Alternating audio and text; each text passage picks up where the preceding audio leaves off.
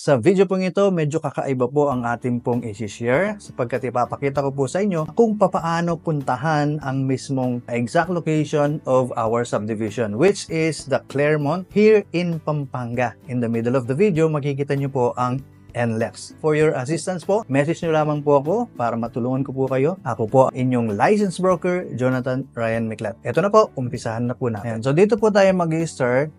Yung sa likod po natin, papuntang Severian at papuntang Tarlac. Kasi yung Mabalacat, kapitbahay na ng Tarlac. Yung kanto po dyan, yun yung palabas na may sasakyan dyan. Yan po ay napakagandang ginawa ng government po natin.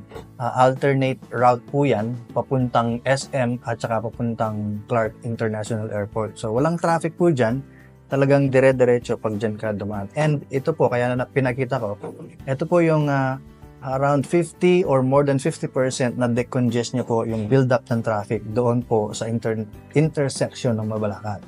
According to my observation lang po yun, around 50% or more than 50% in not decongest niya po talaga. According to my experience lang po naman. Ayan, yun pong sasakyan na yan na lumabas at papasok yung tricycle, yan po yung route na sinasabi ko. Diretso po yan, talagang walang traffic, no? Papuntang SM Clark at saka papuntang Clark International Airport. So, ito pong video na to ay para makita ninyo talaga yung papuntang Claremont sa Mabalacat, Pampanga. Mamaya sa video, makikita nyo yung NLEX. Papakita ko po sa inyo. So, ito pong brand po natin dito sa Mabalacat by Philinvest. Of course, pag sinabing Philinvest, alam po natin na maganda, may quality kasi experience na, matagal na sa industry. 50 or 60 years na sa housing industry. Kung hindi ako nagkakamali, no? At least makita ninyo, kung taga Manila kayo, makikita po ninyo yung mismong dadaanan or yung dadaanan mo para makapunta ka dun sa subdivision po natin. Yung subdivision natin, napakaganda po ng location po niya. No? It is a Futura brand ng Philinvest. Yan. Ito po yung middle class na brand, no, ng Philinvest. So, ito na po, papunta na po tayo ng intersection. So, yung bandang right, yan po papuntang Clark. Ito yung nakadecongest na intersection. So, bandang right din po yung public market. Papuntang Angeles yung diretso. And dito po tayo sa bandang kaliwa po natin. So, we have to turn left papuntang Claremont. Yan. Okay. So, dito sa Claremont, meron po tayong tatlong ino-offer. Open for sale po natin. Yung lot only, of course. Tapos may bungalow type po tayo. And meron po tayong 2-story, single attached house and lot. 3 bedrooms and 2 toilet and bath. Yan. 88 square meter po yung house and lot po natin na tinatawag nating Opal model. Yan. Yung bungalow naman po natin, 84 square meter, yung typical lot niya. And then, 27.21, yung kanyang floor na livable area. Okay? So, ito po yung papuntang NLEX. No? Makikita po ninyo, at ipapakita ko dito sa video, kung gaano siya kalapit from NLEX. No? From NLEX. Ayan. Yan, malapit na po tayo. Ayan. Yung papuntang kanan po, papasok na yan ng NLEX. Ito pong NLEX na to, ito po pala ang pinaka-end ng NLEX dito po sa Pampanga. Yan. So, yung diretso, yun po ang papuntang Claremont, yung Santa Maria. And then, yan, makikita nyo, yan na po mismo, yan, makikita na rin po natin yung Mount Arayat, di ba? Ayos.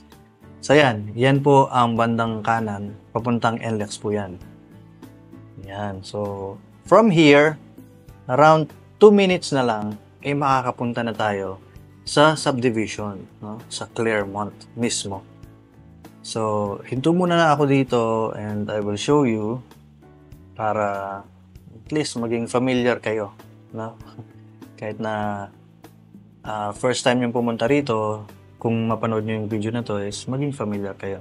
So yan po ang dadaanan, entrance, para makapag-entry sa NLEX kung papunta na kayo San Fernando, papuntang Manila, yan po, andyan po yan. Okay? So, and then, yun pong nakikita nyo sa kaliwa ninyo, yan naman po ang dadaanan ninyo galing sa NLEX papuntang Claremont. Yan. So, at least, magiging familiar kayo kapag galing kayo ng Manila at pupunta kayo dito sa ating subdivision.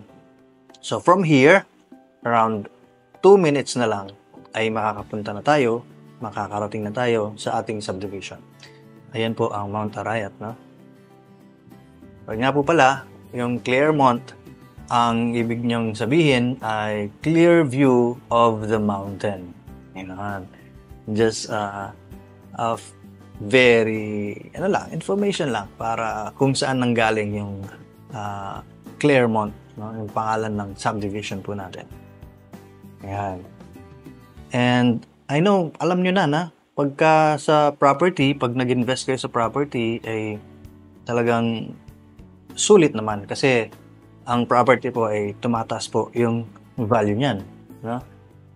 Meron yung property po dito, ngayon ay nasa 19,000 to 24,000 plus na per square meter. Ayan. Dati po yan siguro mga less than 19,000 yan. 15,000, ganyan. So, actually, malapit na po tayo niyan sa ating subdivision. Pagka, yan, yung liliko lang konti dyan, makikita na po natin yung entrance ng ating subdivision. So, at least, nakita nyo, no? Kung paano puntaan yung exact location ng ating subdivision. Ayan, makikita na po natin yung dalawang marker dyan. Yan, sa kaliwa po ang ating pong subdivision. So, yung malaking nakikita nyo na concrete dyan, yan po ang isa sa marker and yun din po yung maliit na yan. Alright? So, ayan po yung entrance ng ating pong mismong subdivision. Feeling West. At least, familiar na po kayo ngayon kung paano puntahan at nakita ninyo ang potential ng ating pong subdivision, Claremont, dito po sa Mabalacat, Pampanga. For your information or additional details, your reservation, at kung gusto nyo puntahan mismo ang ating pong subdivision, ay message nyo lamang po ako para ma-assist ko po kayo. Right? Ako pong muli ang inyong pong licensed broker, Jonathan Ryan Miklat. Bye-bye and God bless po.